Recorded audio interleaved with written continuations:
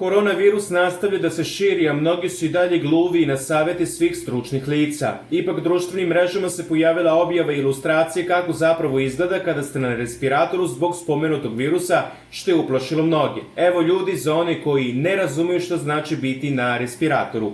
Za početak, nije to maska s kiseonikom stavljena preko usta dok pacijent udobno leži i čita novine.